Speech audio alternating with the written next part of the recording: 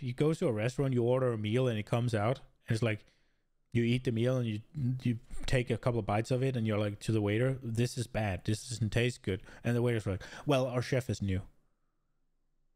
We're gonna support him from years to come, so he'll get better. So come back in a year's time or two, then this will be good." Hello guys, Fens here, and welcome to a Diablo 4 reaction video, I guess.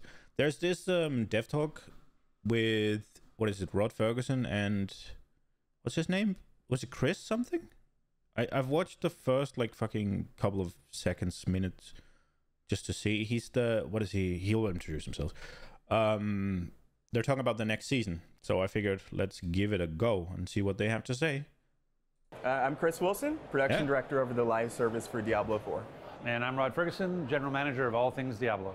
So season 2 is going to be launching on October 17th. Oh, so it's just a bit of commercial. These are the big guns. We're really excited because this is going to be a new vampire threat is essentially invading Sanctuary. And so there's going to be a new quest line. So the player will be partnering with the new character named Eris, who's being voiced by Gemma Chan. So we're super excited to have her join our really, a great ensemble of voice talent. And she thinks she's going to be a great fit for the game. I can't help but think that this is very much the same as season 1, yeah? A new threat emerges in Sanctuary. The vampires are invading. You need to team up with this Cormont. Oh, sorry, what was she called? Ares? To help hunt them down. And you'll take the vampires' powers, and you'll do it in cages where you rip out the hearts. No, that was season 1. How do you get the vampire powers again? Like, it's kind of the same, no? I mean, maybe that doesn't matter, but it's very much, oh, new threat sprung up out of nowhere, out of the corruption or whatever, and now you get to take their powers and kill them with them. It's the exact same thing. I'm hoping if the powers are good and interesting, I guess it doesn't matter. But I mean, let me guess what the quest line's gonna be. You meet her where she's in trouble, surrounded by vampires, and you kill the vampires that are haunting her. She says, "Oh, we have this problem, they're coming, blah blah blah blah blah. Let's go find this item or this knowledge." You go somewhere, kill some more vampires. She goes along, and then it's like the same as Cormont, yeah. Oh, and then there's this then you finally have to fight the evil vampire lord Varshan the Corrupted, and while you fight him, you figure out, oh, it's her father, or oh, it's her mentor, or oh, it was her. Like, fucking hell, it's the same shit, no? Maybe I'm being harsh, but on top of that, the character's going to gain access to new vampiric powers that you'll be able to use across all of the different classes to take out the new vampire threat that's...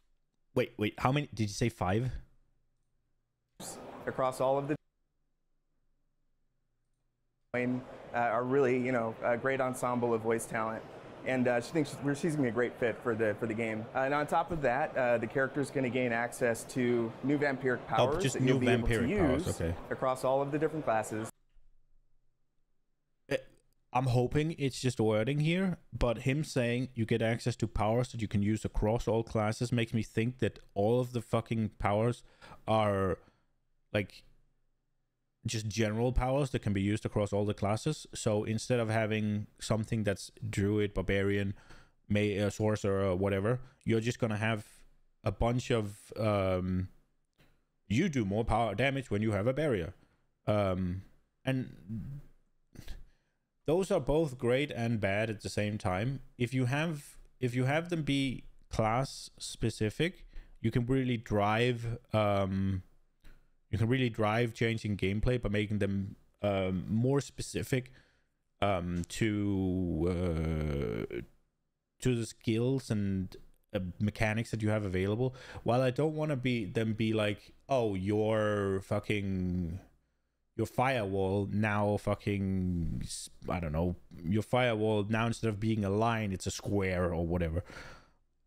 I don't want it to be just one spell, but more in the lines of, oh, fire spells now do XYZ, or frost spells now summon or whatever. Or maybe you could have like something like frost fire, right? Like you can now pair your frost spells with a fire spell or something, like something dumb, right? Like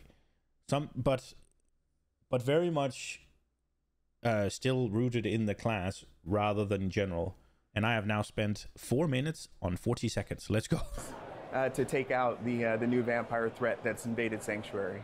So we'll have new legendary items and weapons, new uniques. And it's really going to provide a whole new way to kind of like progress with your character and a new power fantasy. Yeah, and then that's sort of the theme and story side of it. And then obviously with each season, as part of a live service, we want to do quality of life and make changes to the game sort of in the end game as well. And so yeah, that's kind of one example of that is in season 2, we're introducing 5 new additional bosses. That's good. Because we look at, what is the progress you make from level, say, 50 to 100. And we wanted to have more milestones along the way where you can be like, oh, I can test my build against certain types of bosses.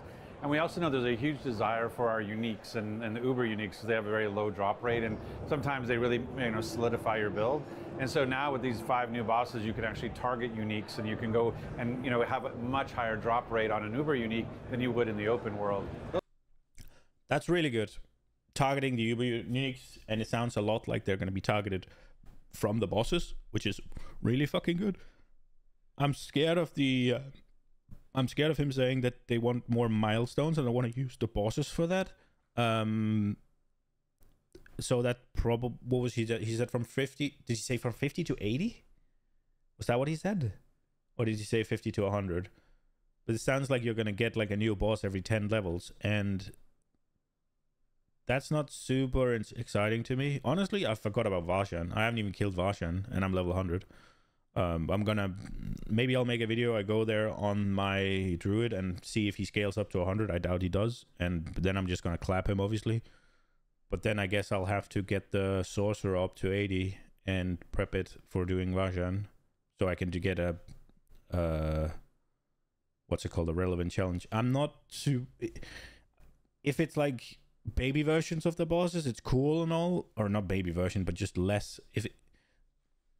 I feel like, but maybe I'm looking at it wrong, because the end game is 50 to 100, right? That's what it's supposed to be. It's not supposed to be you hit 100 and then you hit end game. It's supposed to be when you hit 50, you're in the end game. Or maybe more likely when you hit, well, 55 to 60, whenever you do the tier 4 capstone, then that's when you're in the end game. So I guess if there's bosses along the way there, but it doesn't seem quite right to fight a boss, a hard boss, a difficult boss, when your build is nowhere near max potential, because you don't even have half of your paragon tree. I'm not sure. Let's see what he says about the bosses. Those 5 bosses, obviously it's interesting because the way people approach this kind of stuff now is they're very invested. So like at the same time as being excited, there's a level of cynicism towards everything that is coming out. So I saw the 5 bosses, excitement, and then immediately people were like, are they just going to be reskins of a boss that we know 5 times? So can you talk about like what those 5 bosses will actually entail? Of course they are. It's the Act bosses, and they're going to give them the Lilith treatment. It's going to be Asteros, right? It's going to be Asteros, and it's going to be Andariel, and then probably the driller guy from right before Hell. And then there's going to be maybe 1 or 2 new vampire bosses. Maybe they're not going to touch up Varshan. They're not going to put Varshan in again. Varshan surely is not counted in these 5, but he is also coming into the next seasons.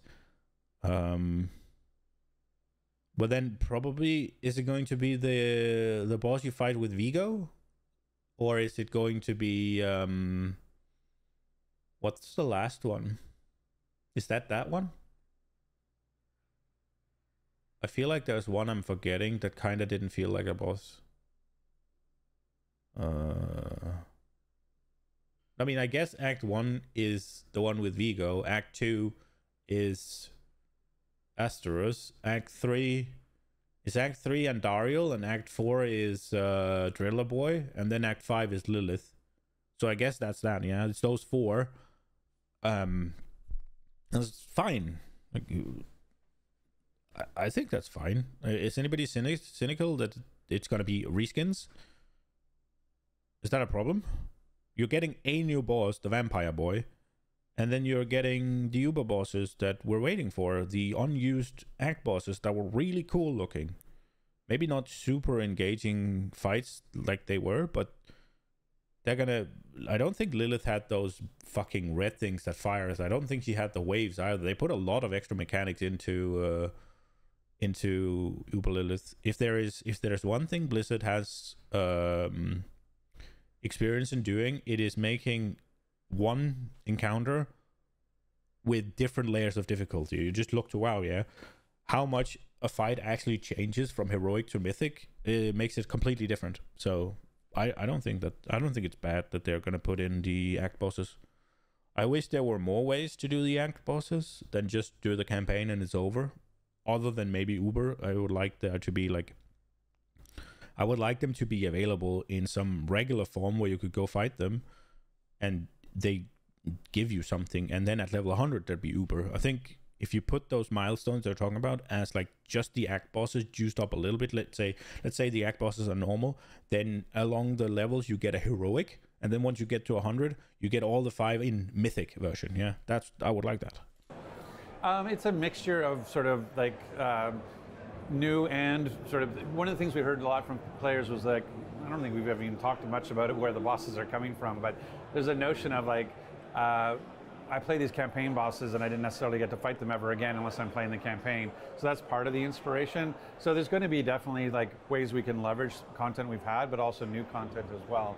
And so that, but the fact that we're doing it in the seasonal and the eternal is going to be really exciting. And again, that idea of like, you know, we've heard a lot of feedback around the Uber unique. So, and what's really interesting is that actually it's a boss ladder. So it's not like in Diablo 2 where you would just go farm a boss over and over and over and over again. There's actually sort of prerequisites to be able to summon a boss that you'll have to go through the bosses to get there. And so it actually has its own gameplay involved in even having a boss appear. What? I don't know if I like that. So it's a ladder, meaning... Wait, so that leaves the question. How do you get to step 1? So if there's something for you to get to step 1, do you then have to climb all the way through the ladder before you can get to step 1 again? Probably not, right? I don't... What if your Uber unique is like from the 4th one on the ladder? So when you have to farm your Uber unique, you have to go through 4 bosses, or 3, up to the 4th every time. Fuck, that sounds shit. No, I don't like that. If it's actually a ladder, I do not like. I would like to just go murder until I get what I get or what I need. I'm fine with farming some sort of resource or something. That's okay. If I can farm out a resource and I can go have like 10, 15, 20 tries, that's fine. I'm okay with that. But when he says it's a ladder, it sounds like you have to climb. Because he makes it sound like it's a boss ladder, right? So boss 1, boss 2, boss 3, boss 4, right? And if I need to get to boss 4, I don't want to have to kill boss 1, 2, 3 every time to get to boss 4 to farm my unique. Now, if I have to do it the first time to get access to free tries or free kills on it, that's completely fine, and I think that would be good. But if I have to do it every time, I'm gonna happens when something goes out into the world. When do you start to pick up on the general sentiment from the audience? What is it? Data points? Is it social media? How do you know what the sentiment is? So with live service development, I mean, we're always paying attention to the community. So we're looking at all sources of feedback. We solicit surveys to some of our players, so we use that as one kind of funnel for information. Think that's a good idea. We look at telemetry and data that's like coming back from like, you know, the back end. So we kind of see like where there are pain points or friction from just looking at data. But then also we're paying attention to, you know, forums. When we do a blog post or release patch notes, we're trying to look at like, you know, what is the response, what are things that are coming back from the community, and we use that to kind of help inform some of the, you know, decision points for the future. And so what's great with the live service is like between seasons, patches, hotfixes, there's numerous kind of vehicles for us to kind of like inject change and evolve the game for the future. And it's always in pursuit of making the best possible experience for the players. He didn't say content creators. Are you telling me that Blizzard doesn't watch my videos? I think I'm not sure if what I just made. I think not watching YouTube and content creators and the comments. Because it's one thing to watch, let's say Quinn, yeah, he's a big one. It's one thing to watch Quinn or Asmongold and take their takes, but another thing would be to have a skim through the comments and see how many actually are agreeing with him, how many are calling him an idiot, right? And I get that he has a very, like, if you look at Quinn's community, if you look at Quinn's community, they're prone to disagree with him, so there's that. But if you look at Asmongold's community, they're very prone to agree with him. I get that, but that still makes up a large segment of your player base. So I think it would be wise to also go there, and I'm kind of curious as to why he didn't mention it. It might be, maybe they don't look at it, which is fair, but it might also just be publicity, what's it called? What's it called? When they're like PR training, yeah? Like something like that. It might just be that, where he's not, because that might sit well with guys like me, and it'll sit really poorly with the little guy that, we just want a good game, but casual, that's like, I don't watch these content creators, I don't care what they have to say, everything they say I'm against, because those kind of guys, there's so many of them in WoW, and I'm sure that they're Blizzard fanboys, a lot of them, and bleeds over into Diablo, so that's a thing. I did notice on the question before, I forgot to say that Rod was really kind of uncomfortable, because he's like, oh shit, I mean, is that true? Do I have to go check? It's like, we definitely have 4 fucking reskin bosses. I can't really say that, I guess. I need to keep the hype going. I think it's good. Like, the reskins should, like, use them, fucking hell. Like, why not? There's no point in... I get that it's like, we want 5 new bosses. Don't be fucking greedy, yeah? I mean... Well, you can be. It's your money. You're the consumer, and there are a billion-dollar corporation, so you can be greedy. I shouldn't say it like that. But let's also just appreciate the fact that we are actually getting 5, and whether they're reskins or not, that's okay. Then we can look. They have a lot to improve on the game right now. Honestly, I would rather they work on that. I don't think just adding in 5 bosses is going to fix the end game, unless they're very replayable, and I doubt they will be. It's something like you kill the boss 1, 2, 3 times. Maybe you do it with different builds and shit. So I guess it can drive end game, because you have to farm up the different builds and such, but is it really that good to like kill the boss with your build and then sit in nightmare dungeons until your eyes bleed and then go kill the boss again? That's not really gonna... You need the nightmare dungeon system. That you need to be good. Like, it's like, I killed this boss, now I want to do it with another boss, so I'm gonna have fun for like 30 hours while I make my build, and then I go do the boss again. That's endgame. Yeah, you don't want to just stab my eyes out for 30 seconds or 30 minutes, 30 hours or whatever it takes, right, for fucking obscene amount of hours to then go kill the boss. So I would rather they focus on that than just make 5 new bosses every season, right? I'm okay with it being reskins, and they need to be in the game, so I think it's good. And then maybe 1 is too little, but 5 is a large undertaking. I think the quality of fights will go down drastically if you get 5 every season. Yeah, it's one of the big challenges is really around the idea of the vocal minority. Like, sometimes a very small group can be very loud, and that's why we use things like surveys. Like, because you're always managing sort of the qualitative information you get, where people's just opinions, and then the quantitative information you have, which is the actual data that shows what's actually happening. And it's in a game where it's sort of built on a power fantasy. Like, everybody loves candy, right? And so but you can't have candy all the time. And I know what he's going to go into here. I just want to say one thing about the vocal minority. Like, the whole like, the vocal minority, and that's what I was talking about by the Blizzard guy that just hates everything the content creators did, right? Because they feel like they're the silent majority, which is fine, and the silent majority is definitely a thing, and the vocal minority is definitely a thing.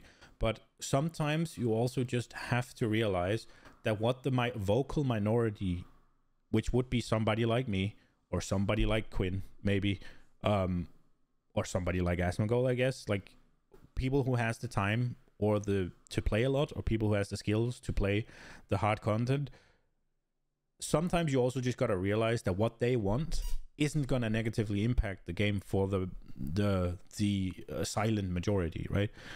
Like the vocal minority, sure, you don't want to just cater the game completely to them, but there are a lot of things coming out from the vocal minority that would either just be good for the game and would never impact somebody who doesn't quote unquote agree with it, right?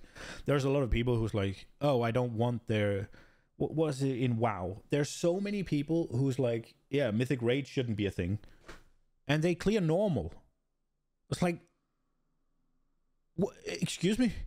It's like, there's so many people where it's like, yeah, we don't really like, can we have some rewards from, I don't know, Mythic plus 25 or Mythic plus 20 like it was coming into BFA. And I think that was a bad change, just for the record, but there are so many people who's never even cleared a Mythic plus dungeon. It was like, wait, I don't want this. It's just the vocal minority, all these elitists. Like, some of the changes are never going to touch these players. That is something to keep in mind. And I feel like that's one of the fallacies. That's like, well, really, let's be real. What's the average level? Do people make it to level 75? I don't think most of the gamers make it to 75. So what the fuck's gonna matter to them if you change stuff after 75, right? Like, there's so many people who doesn't even get to fucking approach Uber Lilith. What's it gonna change if you buffer? What's it gonna change if you nerf her? What's it gonna change? Like, nothing. Fucking nothing. So, I mean, listen to the vocal minority and see what you can use. Like, yeah, if the vocal minority says, yo, we need 0 to 40 to be like 600% harder, and that has to happen across the board and you cannot opt out of it, yeah, don't fucking listen. But at the same time, if they're asking for harder things at level 100, fucking listen, because your silent majority is never gonna fucking get there. And so that's one of the hard parts about managing, is that sometimes there's a little bit of medicine and you need some sugar to go with it, right? And so as we're looking at our feedback and we're looking at what we need to do to balance the world, because we want every build to be playable and we want every build to be viable. And so sometimes you have to sort of manage that across all the different classes and all the different builds. And I don't like that he says we want every build to be viable. We want every build to be, because that very much means that they have made every build, in my opinion.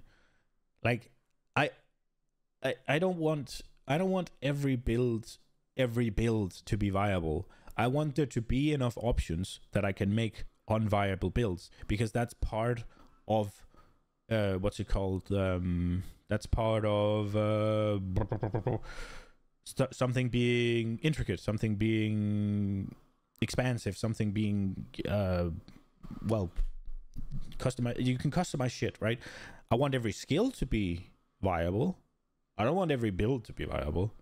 What if I want to make like a fucking, I want to make a lightning build that just scales fire damage with the burn from the enchantment slot, and I want my main damage to be that burn, but I want to apply it with lightning, right? Is that a cool idea? Maybe. Is it something they've created a build for? No. I don't know, man. Every skill should be viable, but saying every build should be viable very much sounds like they have, okay, so you have the chain lightning build and that looks like this, so we need to make this viable, and if you don't pick exactly this, then whatever. This build based on this spell is viable with these talents, blah blah blah blah blah. No, just let me fucking fuck about. Let me make the stuff, and that's gonna break something, and that's gonna mean something is unviable. What I don't want is for, let's say, a whole tree lightning, for instance, for sorcerers to not be viable, or let's say companions for druid to not be viable. There needs to be viability in everything, but there needs to be enough options that you can create not viable builds through making bad choices. Sometimes you need a little medicine, and I think one of the things as we look at season 1, we want to really show that we're being responsive and reactive and being agile, but we sort of got 2/3 of the way there, and we had a lot of the medicine, but we didn't have the sugar yet. And so, but to be able to act quickly, we sort of said, well, that's good, we've got the fix, but when we didn't bring and here's the other fun part that makes that balance work. And so I think that's part of the criticism of season 1, is that we did the medicine, didn't quite yet do the sugar, and then we've been doing the sugar as we go now. And it was something our game director talked about in one of the live streams, is that moving forward, anytime we have to do any sort of significant balance, we'll always have that other side of it, like, because it's really about, we're making the game for player joy. We're making the game the best game we can for players, and so, but sometimes they have to have a salad. They can't have ice cream for dinner every night, and so you just have to kind of balance your messaging, manage expectations, communicate more openly. And I think we're doing that now as we go into season 2. So I agree and disagree. I agree that sometimes you have to have a salad because otherwise you get fat like me. But in what he's talking about is the big nerf patch, right? That's exactly what he's talking about. And they nerfed vulnerable, they nerfed crit, they nerfed experience, they nerfed so many things. And then they buffed all the fucking useless, boring stats that you have you have a sea of fucking boring conditionals, and then you have like a few that changes something. It's like, I just don't agree. And it's like, yeah, sometimes you have to have a salad, sometimes you have to have medicine, otherwise the game spirals out of control. You can't just buff everything, because then, people are like, oh, you end up with Diablo 3. And I, quite frankly, I don't mind ending up in Diablo 3, so I wouldn't mind buffing everything, but I see why you can't. I just fundamentally disagree with the idea that sometimes they have to make a salad, or sometimes you have to have medicine in some of the changes they made. Like nerfing CDR, that's just less fun. That's just less fun. What if they had medicine for that? What they should have done, what they wanted was CDR to be a less attractive stat. That's what they wanted. They wanted to bring it in line with all the other stats.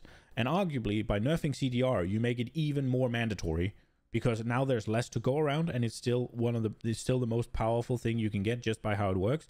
What they should have done is, if they really wanted to nerf it on gear, they should have baseline reduced cooldowns across the board. Then, all of a sudden, CDR is less attractive. Because, I already have a baseline CDR happen to me, right? Like, let's say my 15-second cooldown is now a 12-second cooldown. Well, now all of the CDR I get is also going to reduce it by less, because it doesn't start at the 15, so it has less value already. Them nerfing it on top of that means it has even less value than it had before, but it also means that I'm starting at a better gameplay state. So if they wanted to give the medicine, which is the nerf to CDR, so that it isn't mandatory on every single piece of item that it can be on, and that so you can actually use two-handers, not just swap them on when you need to do damage, they should have nerfed or buffed the baseline cooldowns of the game, because it's fun.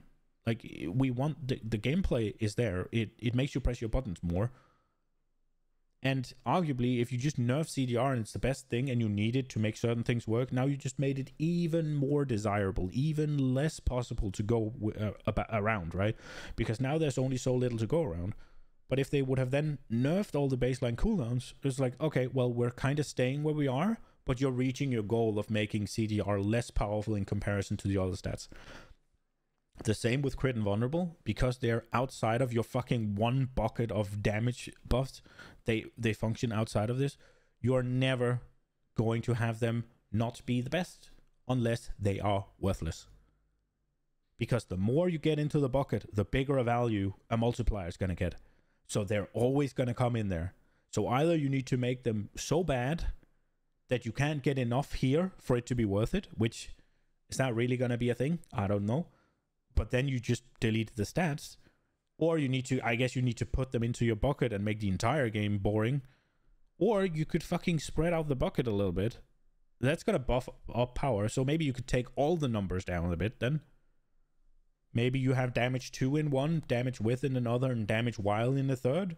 Oh, now all of a sudden you have all of these. It might make it too complicated for you, but then you could maybe lower down the numbers a bit. But then all of a sudden, now crit and vulnerable is not these standalone things. Or just do the fucking easy part and put in some alternatives. Like critical strike, you already have overpower, and they are changing that. So hopefully that's a big buff that will make it a viable contender to compete against crit chance. You need to be able to scale the overpowered chance for that, I think. But still, put in multi-hit. Put in, some dots, multiplier, speed up, something. All of a sudden, you have something to compete with crit.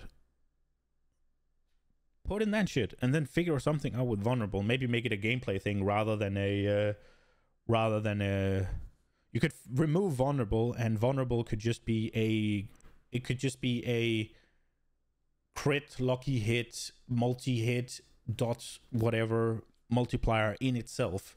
So it will just be this gameplay feature that multiplies your other shit. That's still going to put it ahead of everything else, I think, but we'll see. I mean, I get that you can't just buff everything, but I think there's a difference between saying, yeah, it's correct that you can't just buff everything, and also saying, yeah, what you did in that patch was good for the game, because I don't think it was.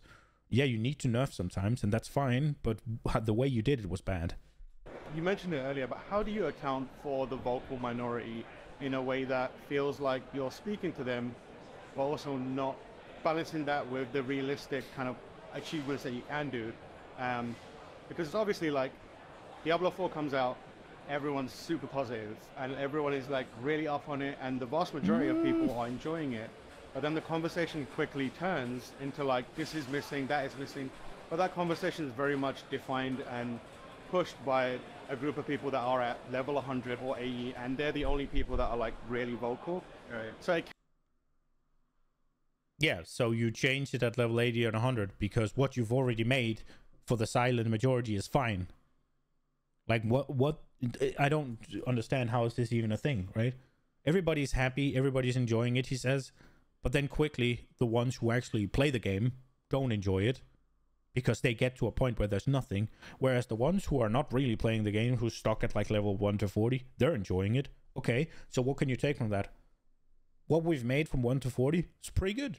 That's really good. It doesn't need anything. It's good. It's going well. But what we've made from 80 to 100, that needs help. So we fix that. What the fuck's the question? What do you mean? What's changing something at 80 to 100 gonna do to the ones who aren't even getting there? That's my point I made before with the vocal minority. Because they're getting there. And that's where the problems are. So fix the fucking problems. If people are happy before they get there, there's no problems to fix. Can seem like when people are looking at it, oh, this is a really pervasive issue, and it's actually just a small group of people. How do you like approach that, and is there anything that you do to try and tell your own team, like, hey, I know it looks like this, but we have to think about everyone, and how do you message that out as well? Yeah, I mean, like I said, I think the quantitative data really helps there, so you can actually see what's happening with the game, and you can go like, oh, you know, this might be an issue for people who are level 100, and this is the percentage of people who have actually gotten there so far, and we can sort of look at how big of an issue that actually is. But I mean, I don't want to say vocal minority to be dismissive, because sometimes that vocal minority are also your influencers and the people who are, you know, the tastemakers who will be like, yeah, hey, this is how we feel about it, and you want to take that in as well. And that's why it's always is a balance between knowing what are we hearing and what are we seeing in the game and what are we feeling when we play. And I think that notion of like, hey, you know, one of the things we were excited about with D4 is that as a mainline game, no other Diablo game actually had any end game at all. Like when the campaign rolled credits, you were done. And so we were really happy with D4 to have Helltide and Nightmare Dungeons and the Tree of Whispers and PvP. And so we felt like this was a great starting place. And so when we talked, even if you go back to our interviews pre-launch, we would talk about this is the beginning and not the ending of Diablo. You know, this is a foundation we're building upon. And you're seeing that, like in season 2 with these 5 additional bosses, in season 3 we're going to be bringing in leaderboards. Like this is an evolution of a game over time. And so the notion that you can kind of grind your way to 100 and go like, what the heck, where's everything I was expecting? Like all that stuff is being layered in over time as we go, and we're continuing to make the game, you know, better and better. So it really is just sort of like, definitely take in what you hear, but also, you know, trust but verify, go and see what the data is telling you as well. Okay, so I get the point he's making here, that we made endgame, but I just don't. You had Diablo 3, right? You had so much time to learn, right? And also, you're creating the successor to Diablo 3. So maybe I'm stupid here, but I feel like you have to take and look at Diablo 3. What is it that people are doing and enjoying and loving in Diablo 3? And what is it that people play Diablo 3 for? And you need to minimum have that in Diablo 4. I don't know. I don't think that's a completely outrageous take, yeah? And if you did that, Diablo 4 would have been better, I think. It's like, when you look at Diablo 4, how many people plays the campaign and then roll credits, it's done? No, nobody. Well, that's not true, but what people come back for season is the power fantasy and go in and clear Greater Rift. That's what people come back for. And so he's saying that Hell Tides, they were happy with having Hell Tides. I was like, excuse me, why the fuck would you do Hell Tides? The fuck's the point of Hell Tides? Are boring bullshit trash content. It's garbage.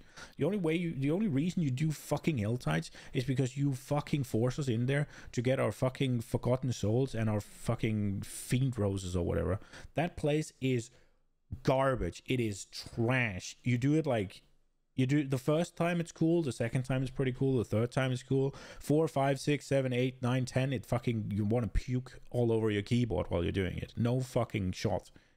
You have those fucking, you have the events that spawns the Helltide Commander, and he doesn't drop anything relevant. He's just fucking there. And this currency thing, you go and get chest, and what comes out of the chest, fucking garbage. There's no point in it. It was really cool when they were dropping fucking Uber uniques left, right, and center. Then there was a reason to do Helltide. Sadly, I missed it. But you go play 20 minutes of Helltides, you go, oh, finally I can open up my fucking mystery chest that you nerfed as well, and it spits out a couple of legendaries and some resources. Yeah, this is great, some fucking mats. Woo, let's go. If you actually try to go for the targeted gear farm, it's gonna spit out fucking sacred bullshit garbage. No thank you. Helltides are trash, in my opinion. People like them and it's fine. I hate them. But they're not endgame content. It's something you do while leveling. It's something you do to gear. It's not endgame content. Very much not endgame content. Not even close. You have that assassin that runs around as well that's supposed to be like this, oh, dangerous mob, and doesn't really do anything, and when you kill it, you get fucking nothing. It's like, the fuck's the point?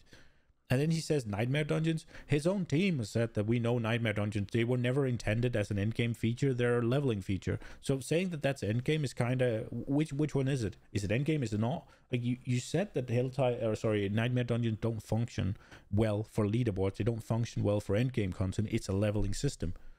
They said that. It's like, now you're saying they had endgame, and Tree of Whispers as your endgame. Excuse. That I'll just whatever. I think I'm not saying that, oh, you're a fucking idiot for making these decisions, but they're not endgame. They're leveling shit. Like the Tree of Whispers is so you don't just spam the same fucking dungeon over and over and over and over and over again. The Tree of Whispers is there, so it's like, oh, do this activity, do this dungeon, then you get a little extra reward. Do this dungeon, it's a little bit more efficient, you get a little extra reward. That's what it's supposed to do. It's not, I don't think it's succeeding, but that was supposed to do, I think. I just think it's so much a fallacy that you didn't look at Diablo 3 and be like, oh, what are people doing in Diablo 3? Well, they're rushing to fucking max level. Then they're grinding out paragons by spamming like speed greater rifts. And then they're pushing greater rifts as high as they can go. And once they hit a wall, they go back and spam speed rifts to get gear, to get levels, to get power. Why do you not have anything that mirrors that progression system in D4? Because you don't. You do not. There is nothing. If I'm level 100 and I'm pushing towards Nightmare Dungeon 100, there's no place for me to go and guaranteed grind power in order to fucking get that 100 done, because you cap me at 100 and the only thing I get there is gear, and gear is so saturated with bullshit stats that actually getting gear is completely unrealistic. When I was prepping for Uber Lilith, I did enough Nightmare Dungeons to gain 70 million gold, and in those Nightmare Dungeons I saw 0 upgrades. 0. So I think it's foolish to say that we thought these things was going to be enough when you have something like D3 that you can look to for inspiration, and you have all the data from D3 that you can work with. I think it's foolish, and I think that is very clearly why Diablo 4 is struggling, because you didn't do that. In addition to that, I think the other important piece of this is transparency, right? So we're really trying to create and be open with our community about setting expectations. Like, here's what we're trying to do in the near future, releasing patch notes early, really just, having live streams, the campfire chats, letting our audience know, like, here's what we're trying to do in the short term, here are things we want to even do in the medium term, like he mentioned leaderboards for Season 3. Like we're trying to just like, you know, be more open about that information versus like holding everything to the vest. And Joe in our last, you know, he talked about philosophy. Like here's why we're doing certain things. Because I think it's one thing to say what you're doing, another thing to say why you're doing it. And so I think helping people understand like, oh, this is our goal, this is what we're trying to accomplish, and just give some background to why these decisions are being made. You know, that's really good, but sometimes it just, for instance, with the vulnerable and crit things you're doing, I know what you want to do. You want to make them less. I understand that. It makes sense to me. But the way you're doing it is just, it doesn't compute with me. Like, if you want crit to not be mandatory, then what you're doing is nerfing it. And I'm telling you, you need to fucking nerf it down to the fucking ground where nobody will even look at the stat until a certain point. And that breakpoint's going to be fucking, yeah, you're going to have simbots for D4 now. Otherwise, you're never going to realize when that breakpoint happens. So it's like, yeah, I get what you're doing, and to some extent, I agree with it. But it's not working. It's not going to work. I don't think. I'm so, like, just telling me why is fine. But then if it's like, if it's some stupid fucking thing you're doing, like telling me why is not going to help. It's like, yeah, we're getting rid of cooldown reduction because everybody wanted it. Yeah, it's pretty cool. It's fun. I want that. It's fun. It makes my character play better. We're getting rid of it because otherwise nobody will pick damage to distant targets. But I don't want damage to distant targets. That's fucking boring. You know, you guys have been quite candid with, you know, the patch came out and it nerfed some stuff, and you're like, okay, we did it wrong. We won't do that again. And then you talked about all the vehicles you have to kind of approach it. How do you feel about the expectation that creates? Because it's kind of a double-edged sword, right? Where you're like, oh, we can like react, but then the expectation from the audience is when they demand something, they need it immediately. And they're like, why do you put it? How do you guys as developers feel about that? And how do you try and manage those expectations? So on one hand, people can be very, very unrealistic about how fast they want things to change. On the other hand, I feel like Diablo 4 has been very, very fucking unrealistic with the amount of bullshit we have to hear in how fast they can change things. Why the fuck does it take until Season 2 to address a gem tab?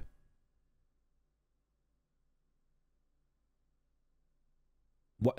I mean, and then they're like, we can't increase stash because whenever you see a player, you load their entire stash. Why the fuck would you make that change in the first? That sounds like the dumbest thing I've ever. I don't know anything about development, but that sounds like the dumbest shit I've ever heard. Why the fuck would you load their stash? That just sounds like you're an absolute. That sounds like you need a new job. Whoever fucking made that. Honestly, that sounds like they're completely incompetent and should be fired immediately. And I'm not asking for, but I'm just saying, if you show, in my opinion, if you showed that level of incompetence in any other job, you'd get fired. Like, it's akin to when I worked at 7-Eleven. I had one of the things that I did was I ordered deliveries, and then whenever they came in, I would be sort of responsible for putting them away. Right? It's sort of akin to whenever freeze stuff came in, and I just leave it standing out there for the entire day and just let the night shift deal with it. It's like it comes at like 7, 8, 9 in the morning, and I'll just leave it there until I go home at 17, and then they can pack it away. Frozen shit, yeah. That's the level of incompetence I feel like that is. If I did that continuously, I'd get fucking booted. and they're just trolling along. It is a balancing act, you know, depending on what it is we're trying to address. I mean, it can obviously take development time to get it right? You don't want to be too hasty to just rush, you know, change. You may end up like imbalancing the game in a different way that you maybe didn't foresee. Yeah, but how difficult can it be? Well, we just talked about it is too difficult to put in an extra stash tab. Fine. They're idiots for making it like that, but I respect that that's a challenge they have now. Just give us another row in the inventory then. How long can that take? Just fucking fucking, I don't know, man, like maybe make it just one tick wider, maybe make it one tick larger, put a little scroll bar in there or something. Like, I mean, I just like, oh, so this is a bandage fix. You're gonna have this fix until we can address the stash tabs. Oh. So you have to take your time to really think through, like, okay, how do we want to address the problem that's been flagged? Look at it in terms of priority as well. There's oftentimes competing priorities. So it's like making sure you're targeting the thing that's going to have the biggest impact for the player first and foremost, and then finding the right time to release those things. And so it's just really a balancing act that our leadership and our designers have to really kind of like work through for each issue as it comes through. Yeah, it's also complexity of the development process. When we look at, we have essentially 3 teams working on the seasonal side. There's like, we have our odd teams, so like doing season 1, then season 3, then season 5. We have our even teams doing season 2, season 4, and then we have another team that's focused on what's going on in the live game. And so on top, that would explain why season 1 and 2 is actually absolutely the same. Why don't they talk between each other? So I understand why they do it. It's so that they can have a higher content cadence and shit. It sounds very expensive, and it sounds a slight bit inefficient to me. It also sounds like if one team is better than the other, you're gonna get good seasons and bad seasons, and the expectation of the player base is gonna be like either you're gonna be like yeah, or you're gonna be fuck, this sucks. It sounds a little bad to me. Like, why would you do that? I get that. It sounds like it makes so much sense, because I think they're doing it in WoW as well. And one of the things that does is that they're so slow to react to feedback. If you take Shadowlands as a prime example, everybody hated to do the fucking more dailies. Everybody fucking hated that. And what do they do for the next season when people have been tailing them for like an entire fucking season or tier? This sucks, this sucks, this sucks, this fucking blows, this sucks, this sucks, this sucks. What happens? We get Korthia. The exact same thing. Just, now it's not... it's less daily and more weekly. And it's smaller, and some of the annoying things are not there, but it's the same shit. Because it was already being made before they saw how it was. So they had a fucking horrible idea, and they just continued with it because they didn't get any feedback. That's what this fucking thing is gonna do. So what's gonna happen in season 2 is they're not gonna have the time to fucking act on the fact that these fucking malignant hearts clutter our inventory like fuck when we already have inventory problems. So that's gonna happen in season 2 as well, guarantee it. Or I don't guarantee it, but I'm guessing. And it's also why they're so similar. New threat, kill, take power, use power against threat. Season 1. Season 2, new threat, kill threat, take power, use power against threat. I mean, if that's what the season's going to be every time, I guess, but a little boring, no? Top of those 3 teams who are like, the odds and evens are leapfrogging each other. We've got our live team, and then we actually have an expansion team working as well. And so when we hear a piece of feedback, there's always the conversation. If we agree with it, then it's like, is this a short term? Hey, we can do that as a hot fix overnight.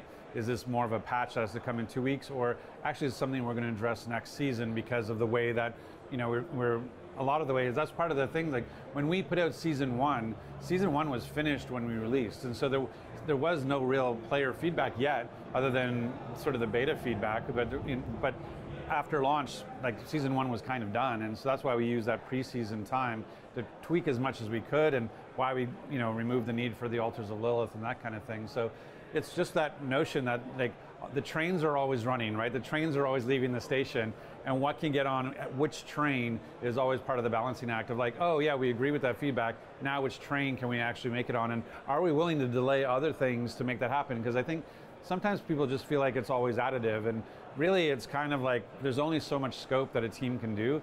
And so to say like, oh, this new idea wants to come in, well then that means usually another idea needs to get postponed. And so when we're talking about the prioritization, it's like, oh, we want to do this, are we willing to slow down this other thing? And so that's definitely one of the things, the give and takes you have to do when you're balancing. I don't want to say misunderstanding, but a lot of the kind of discussion is also attributed to things like the battle pass system and the season model as well. And some people say it doesn't feel like it works in Diablo. I just really don't like the whole like, oh, this train has left already and now we can't, because that's how you get like okay, so season 1 was already done, right? So when the game started, season 1 was done, so they were already working on season 3, right? It's like, what is it? That's so season 1 is when they launched, it was like what, a month and a half, 2 months until season 1 started, and season 1 was already done. So that's 3 months. So now we're 5 months ahead. Then season 2 is being worked on, and that's kind of not changeable. So that's 3 months more. So now we're 8 months ahead, yeah? And then they're already working on what's going to happen in 8 months as what's going to fucking... So they're not really... Right now, they have what's going to happen from 5 to 8 months, and they're working on what's going to happen from 8 to fucking... to 8 to 11 months into the game. So a year forward. And that's when they can start addressing feedback, and that's when they can like truly really start working with what we're saying. So literally fucking season 4 is when all of our concerns that has been addressed should all be capable of being addressed.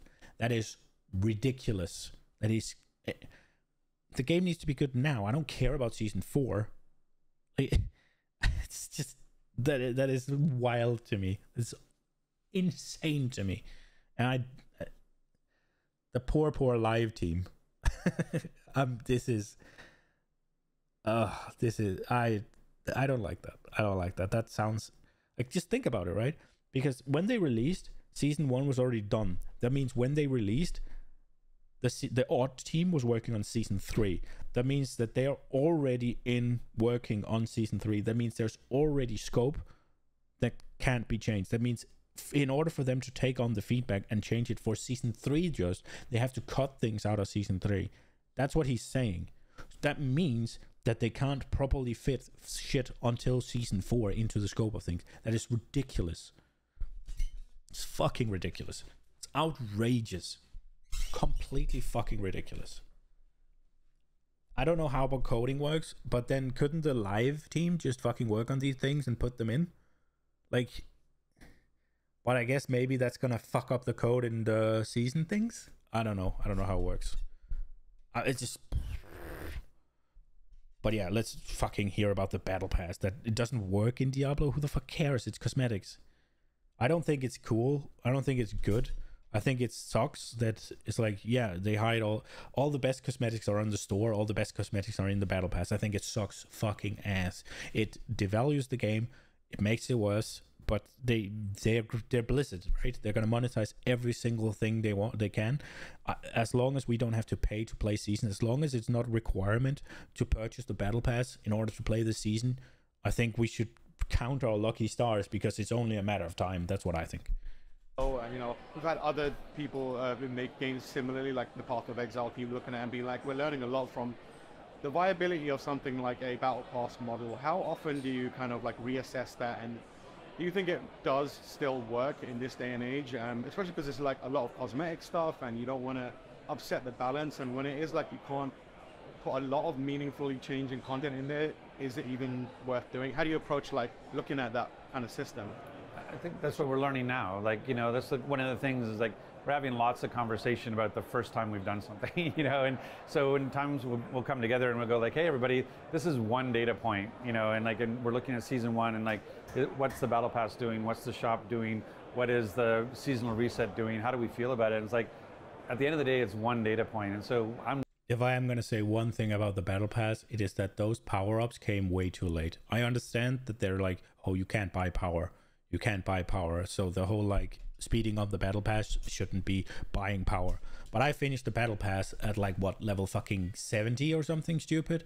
And I didn't do the season journey at all. I just killed things. I didn't care about it. I just blasted my way through it, and I finished it at like 60, 70 or something stupid.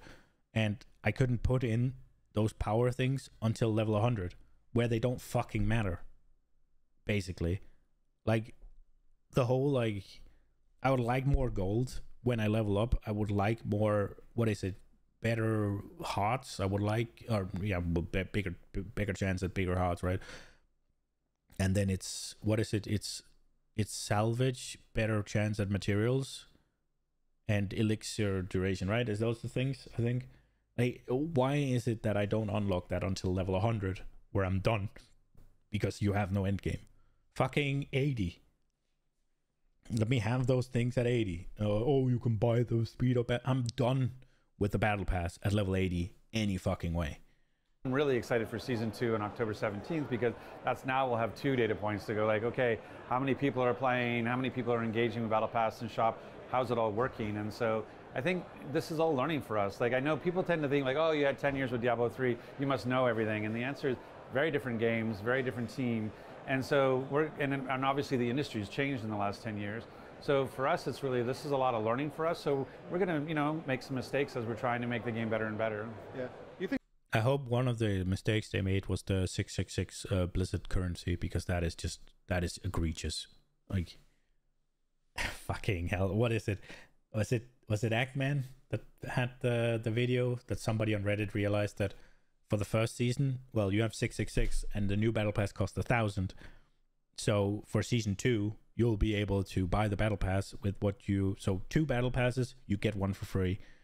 Well, for free, right? Because you paid for it.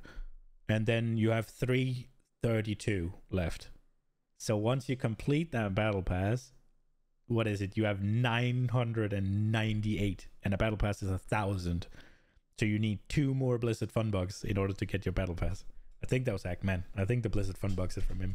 I think there's kind of like a different expectation on a team like the Diablo team, or even a developer like Blizzard. Yeah.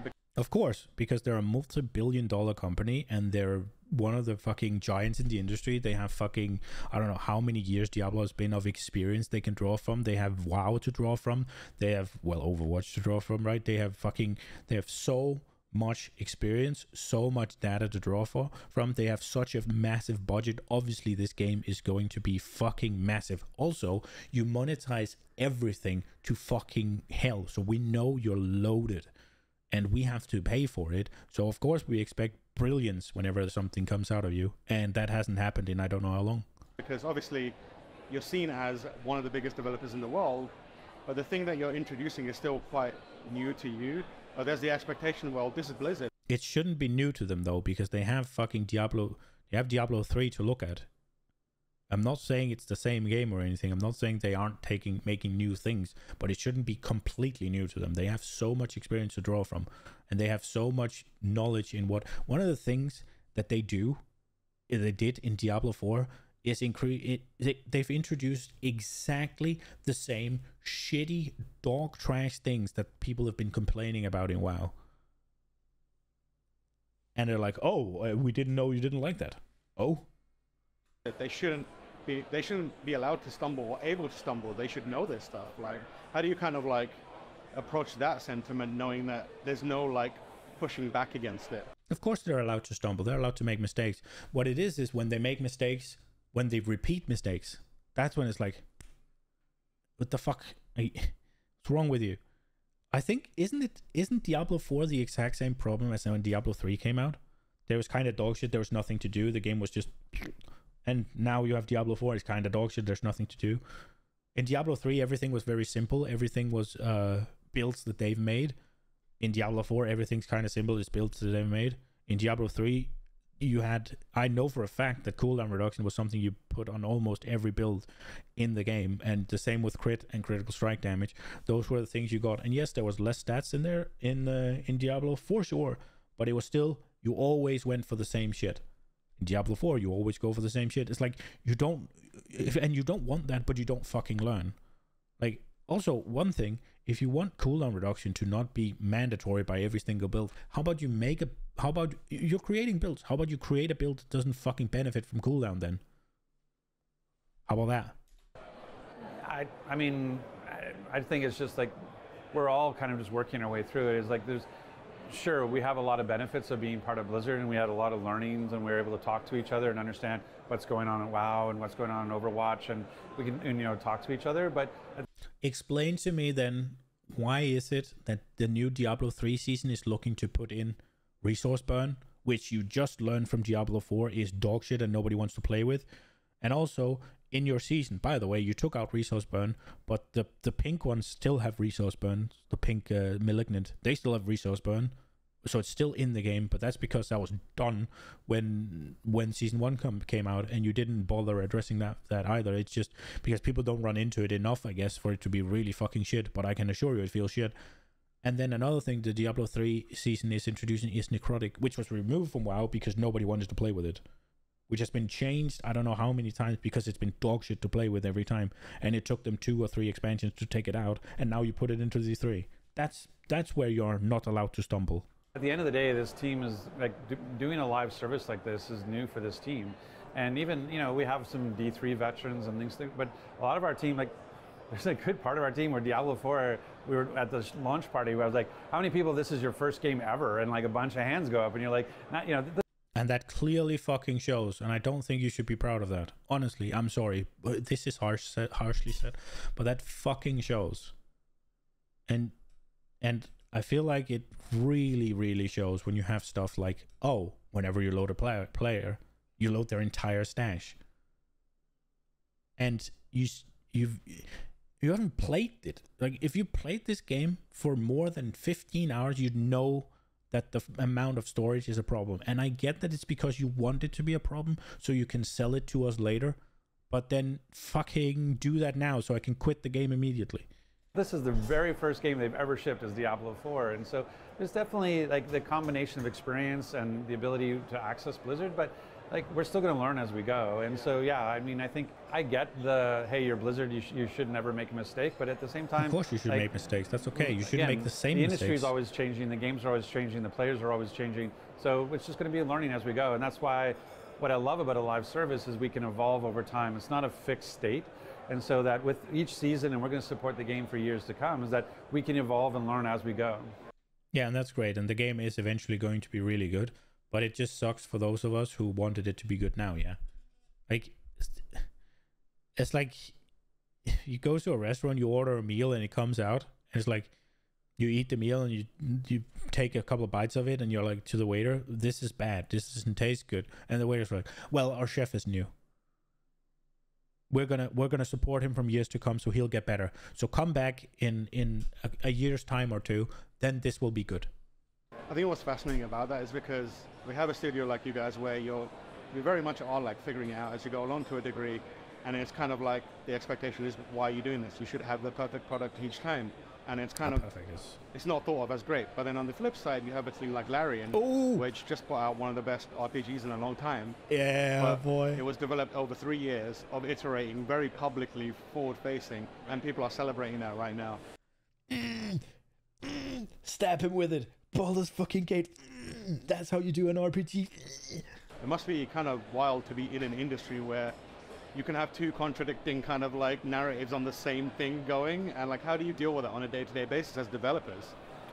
They all have that. I mean, I'm just really happy that this feels like the year of the RPG, and like a Starfield and Final Fantasy and Hogwarts, and all the stuff that's going on. So I'm just excited to be part of that, and I think they each have their own place when you think about like the turn-based versus the hack and slash versus The only people that like RPGs that are playing Diablo 4 and not Baldur's Gate right now is the ones that just can't get over the fact that it's not a hack and slash. Third person versus isometric. Like, I think it's really cool that the RPGs can have such a diversity, and so I don't know. I just think it's great that RPGs is really coming to the top this year. All right. Well, I mean, that was good, I guess. I always get a little bit heated because I feel like they're being idiots about some things when they have, yeah. I mean, overall, I like Rod. He's kind of great, but at the same time, it's like just telling some of the things that they keep saying is like, oh, feedback. Just telling me why you're doing something doesn't necessarily make me agree with it, right? I can agree with what you want to achieve and still think your methods are absolute dog shit, which is a lot of the things I think with Blizzard in general. And nah, man, I'm just not the whole like 2-team system or 3-team system or whatever. I think they have the same in WoW, and it is so fucking unwieldy for them. It seems. I don't understand. You must be able to do it in a better way, but that completely explains why whenever there's something bigger, there's like a problem, that it keeps being a problem for the next season or patch or whatever, and doesn't get addressed until after that, when people's already quit over it. Like, and the whole like, oh, it's a live service game, we're gonna support it for years to come. That's great, but it, like I said with the chef, yeah, I want my dinner now. Hell, I'll take a salad with medicine in it if it's a good salad, but it's not. It's just mediocre. And I ordered a steak. But yeah, I hope you enjoyed it. I'll see you in the next one. Bye, guys.